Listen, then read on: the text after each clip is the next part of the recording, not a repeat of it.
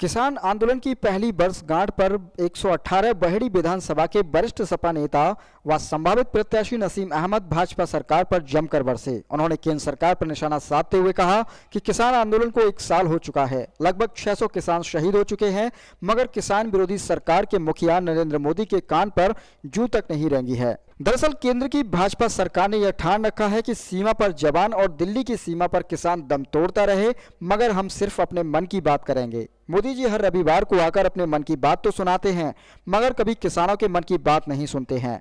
किसान सिर्फ इतना चाहता है कि उसकी फसल न्यूनतम समर्थन मूल्य पर बिके और समय से उसका भुगतान हो जाए। उन्होंने कहा कि मोदी जी अपने चंद पूंजीपति मित्रों के लाभ के लिए किसानों और जवानों को आपस में लड़ाने का काम कर रहे हैं।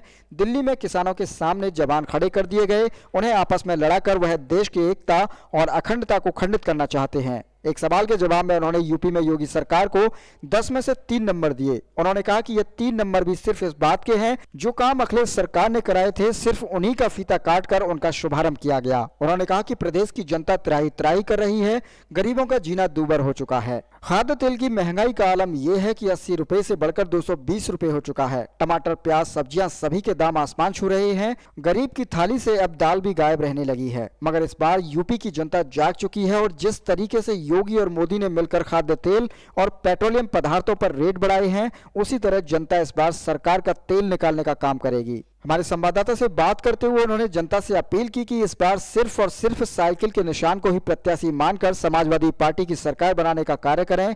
अगर समाजवादी पार्टी सत्ता में आती है तो सभी प्रकार के खाद्य पदार्थों और खाद्य तेल के दामों में कटौती की जाएगी और जनता को राहत प्रदान की जाएगी। उन्होंने सरकार पर निशाना साधते हुए एक शेर से अपनी बात को समाप्त किया। तुम्हारी फाइलों में गांव का मौसम तो गुलाबी है, मगर ये आंकड़े झूठे और यह दावा सिर्फ किताबी है। नसीम साहब, सबसे पहले जानना चाहेंगे, आप जो क्षेत्र का लगातार दौरा कर रहे हैं, जनता से क्या रिस्पांस मिल रहा है? देखिए, जनता जो है ये जो किसान विरोधी, नौजवान विरोधी, महिला विरोधी, ये सरकार जो सभी विपक्ष कहता था और जनता कहती थी, इसने ये साबित कर दिया है। अभी हालिया दिनों में बहेड़ी में आई हुई बाढ़ और मूसलाधार बारिश है, जो किछा नदी का पानी जो ओवरफ्लो हुआ, उसमें आसपास के गांव में तबाही ऐसी फैली कि पहले तो लोगों की धानों की फसलों का नुकसान हुआ, उसके बाद अब जो पानी निकलने के बाद वहाँ जो बीमारियाँ फैली हैं, सरकार पूरी तरीके से उसमें नाकाम रही है और वहाँ पे आज डेंगू का प्रकोप है।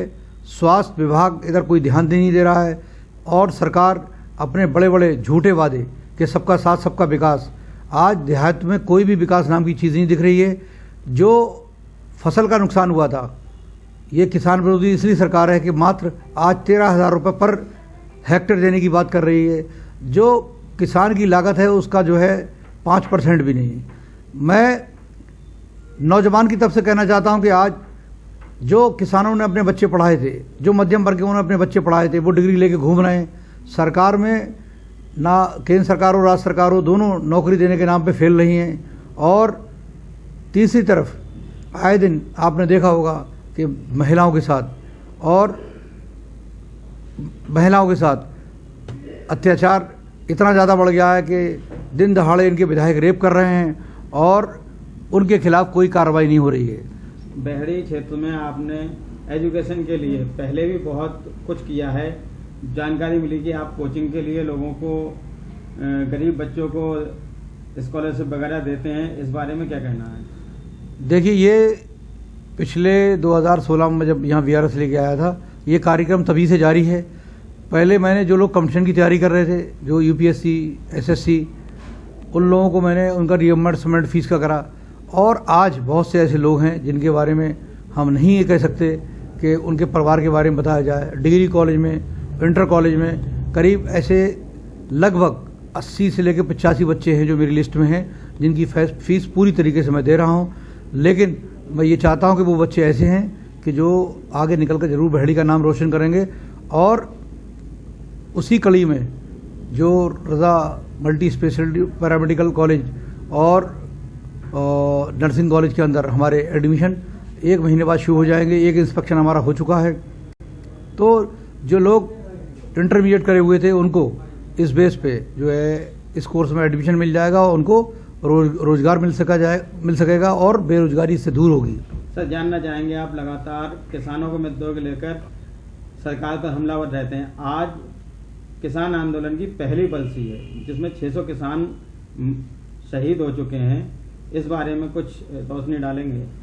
बिल्कुल, जो पहली बरसी है, हम लोगों ने आज ये प्रोग्राम पहले बना लिया था कि रात में हम लोग जो है अपने जो भी हमारे समर्थक हैं उसमें उनकी यादों में हम दिए जलाएंगे, मोमबत्ती जलाएंगे और उन शहीदों को नमन करेंगे कि जिन शहीदों ने खाली अपनी शहादत दे के पूरे हिंदुस्तान के किसानों को जगाया और उनको उनका हक दिलाने की बात के लिए बताया कि आप देख लिए, अगर आपने अपनी मांगों के लिए हम लोग नहीं लड़े तो आपका हाल भी वही होगा जो बिहार के किसान।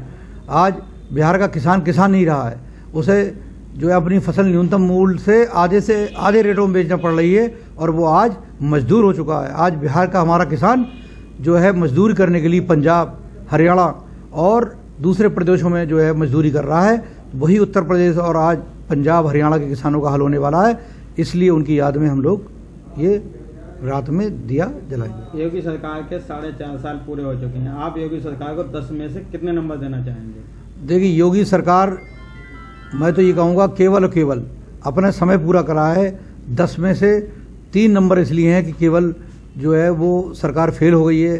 केवल और केवल उन्होंने 3 जो नंबर इसलिए दिए जा रहे हैं, इस बात के लिए दिए जा रहे हैं कि केवल उन्होंने पिछले जो हमारे समाजवादी पार्टी के जो कार्य थे उन पे उन्होंने अपने जो है शिलापट अपने नाम की लगा के बाबा जी ने अपना नाम करने की कोशिश करी है, लेकिन उन शिलापटों से लोगों का भला होने वाला नहीं है।